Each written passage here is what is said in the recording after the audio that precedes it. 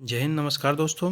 तो चलिए आज जो है हमारा इकोनॉमिक्स से उद्योग क्षेत्र यानी इंडस्ट्री सेक्टर से होगा। बहुत ही इम्पोर्टेंट टॉपिक है, तो आप लोग बिल्कुल भी इसको मिस मत कीजिएगा। चलिए बिना देरी की शुरुआत करते हैं पहले पॉइंट से। पहला पॉइंट क्या हो जाता है हमारा, व्यावसायिक क्रियाकलापों के उत्पादन पक्ष को उद्योग कहा जाता है। एक ऐसी व्यावसायिक क्रिया जो वस्तुओं के उत्पादन, परिष्करण अथवा निर्माण से संबंधित होती है। औद्योगिकीकरण की प्रक्रिया तीव्र होने के साथ साथ अर्थव्यवस्था के किस क्षेत्र का अंश कम हो जाता है, तो कृषि क्षेत्र का। बहुत महत्वपूर्ण है, ध्यान रखिएगा कि औद्योगिकी की प्रक्रिया तीव्र होने के साथ साथ अर्थव्यवस्था किस क्षेत्र का अंश कम हो जाता है, तो कृषि क्षेत्र का। ज्ञान आधारित उद्योग की संज्ञा किसे दी जाती है, तो सूचना प्रौद्योगिकी को। पूछे कि ज्ञान आधारित उद्योग की सूचना किसे दी जाती है, तो सूचना प्रौद्योगिकी को। आगे, भारत के किन 8 उद्योगों को मूल उद्योगों का दर्जा प्राप्त है, तो कच्चा तेल, पेट्रोलियम, रिफाइनरी उत्पाद, प्राकृतिक गैस, उर्वरक, कोयला, विद्युत, सीमेंट तथा तैयार इस्पात। फिर से देख लीजिए, कच्चा तेल, पेट्रोलियम, रिफाइनरी उत्पाद, प्राकृतिक गैस, उर्वरक, कोयला, विद्युत, सीमेंट तथा तैयार इस्पात। अगला है 8 मूल उद्योगों को किस सूचकांक में सर्वाधिक योगदान किसका है, तो रिफाइनरी उत्पाद का। ध्यान रख लीजिएगा, पूछे 8 मूल उद्योगों के सूचकांक में सर्वाधिक योगदान कौन करता है, तो रिफाइनरी उत्पाद। आगे, भारत की प्रथम औद्योगिक नीति की घोषणा 6 अप्रैल 1948 को तत्कालीन उद्योग एवं वाणिज्य मंत्री श्यामा प्रसाद मुखर्जी द्वारा की गई थी। चलिए नेक्स्ट पॉइंट है हमारा, औद्योगिकी और वित्तीय पुनर्निर्माण बोर्ड किससे संबंधित है, तो रुग्ण इकाइयों के पुनर्निर्माण एवं वित्तीयन से।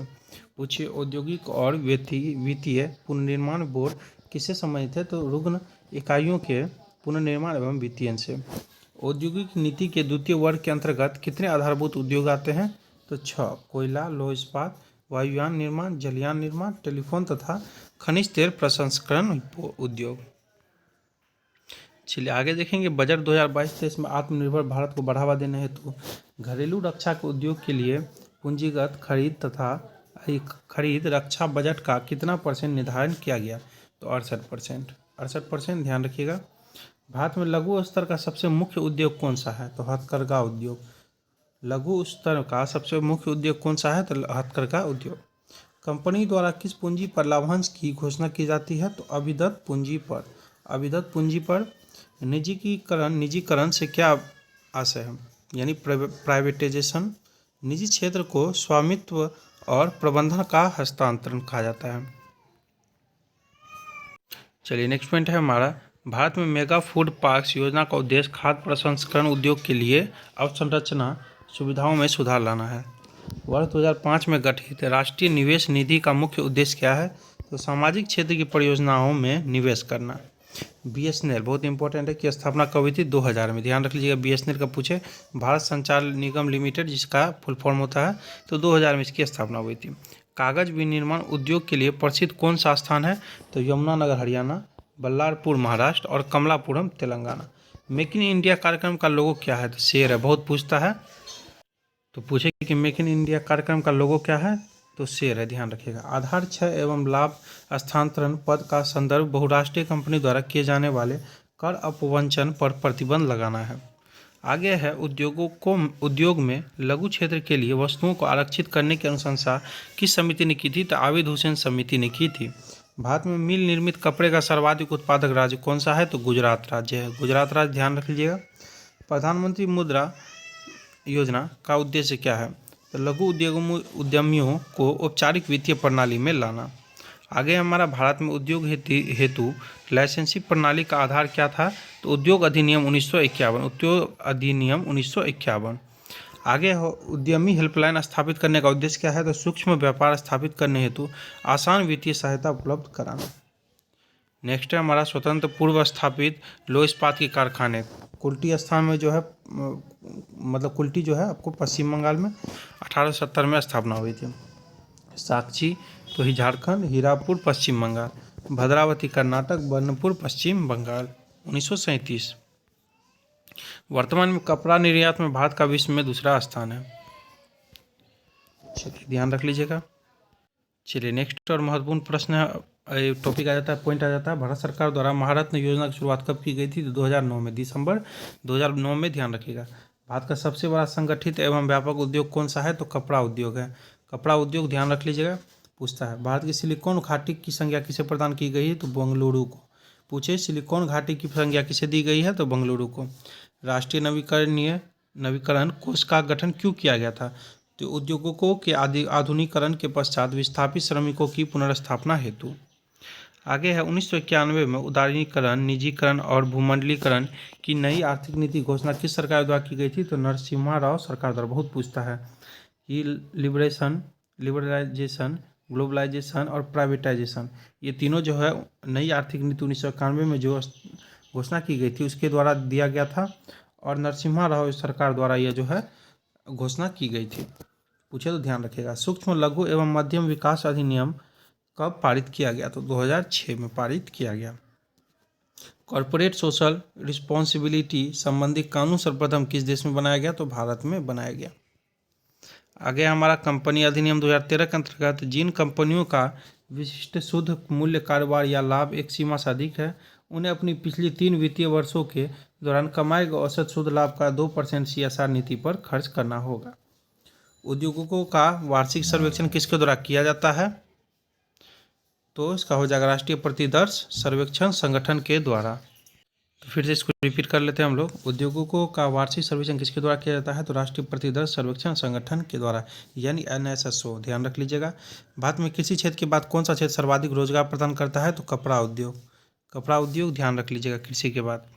भारत में लघु स्तरीय व कुटीर उद्योगों को प्रोत्साहित करना क्यों आवश्यक है? तो रोजगार के अवसर में वृद्धि हेतु। केंद्रीय सांख्यिकी संगठन CSO द्वारा औद्योगिकी निष्पादन सूचकांक के आधार वर्ष 2004-05 में बदलकर नया आधार वर्ष क्या किया गया? 2011-12। ध्यान रख लीजिएगा, नया क्या किया गया? 2011-12। रोजगार की दृष्टि से उत्तर प्रदेश का सबसे बड़ा उद्योग कौन सा है? तो हथकरघा उद्योग। हथकरघा उद्योग है। 1999 में किसकी अध्यक्षता में प्रतिस्पर्धा नीति पर कानून समिति गठन हुआ था? तो SBS राघवन। ध्यान रखिएगा। चलिए नेक्स्ट है हमारा, भारत में उदार औद्योगिक नीति किस वर्ष अपनाई गई? तो 1991 में। पूछे कि भारत में उदार औद्योगिक नीति किस वर्ष अपनाई गई? तो 1991 में। औद्योगिक उत्पादन सूचकांक का आकलन कितने अंतराल पर किया जाता है? तो मासिक आधार पर, महीने में किया जाता है। वे उद्योग जो स्थानीय कच्चे मालों का उपयोग करते हैं क्या कहलाते हैं? तो कुटीर उद्योग। ध्यान रखिएगा। सूचना क्रांति के जनक की संज्ञा किसे प्रदान की जाती है? तो आर्थर सी क्लार्क को। ध्यान रखना है। मीरा सेठ समिति किससे संबंधित है? तो हथकरघा के विकास से। मीरा सेठ समिति किससे संबंधित है? तो हथकरघा के विकास से। असंगठित सेक्टर के उद्योग के लिए गठित राष्ट्रीय आयोग के अध्यक्ष कौन थे? तो अर्जुन सेन गुप्ता थे असंगठित सेक्टर के उद्योग के लिए राष्ट्रीय आयोग के अध्यक्ष, तो अर्जुन सेन गुप्ता। सत्यम समिति का संबंध किससे है? वस्त्र नीति से। ध्यान रखिएगा, सत्यम समिति बहुत पूछता है, तो वस्त्र नीति से। भारत में राज्य वित्त निगमों ने मुख्य रूप से किसके विकास में सहायता दी?